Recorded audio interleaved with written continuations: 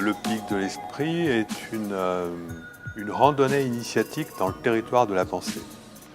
Alors qu'est-ce que ça veut dire? C'est une vision métaphorique d'un territoire qui représente l'état de la pensée actuelle, en particulier en Occident, et surtout le fait que nous sommes enfermés dans une pensée qui n'admet pas de faire entrer la conscience comme sujet d'étude et qui n'admet pas d'envisager que notre conscience puisse influencer de manière non causale notre réalité, c'est-à-dire par exemple configurer notre futur.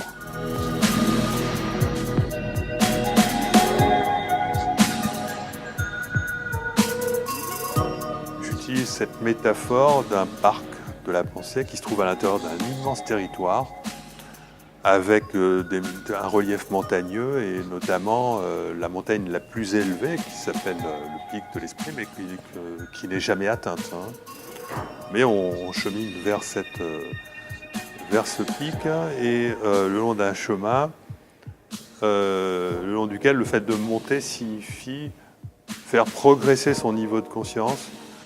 Le fait d'aller vers l'est signifie que cette progression, lorsqu'elle a lieu, parce qu'on peut descendre et c'est l'inverse, aller vers l'est, ça signifie une progression mentale, et aller vers le nord, ça signifie une progression émotionnelle. Et donc, aller vers le nord-est signifie qu'on développe la conscience selon tous ses aspects, mental, émotionnel, et amélioration de l'attention.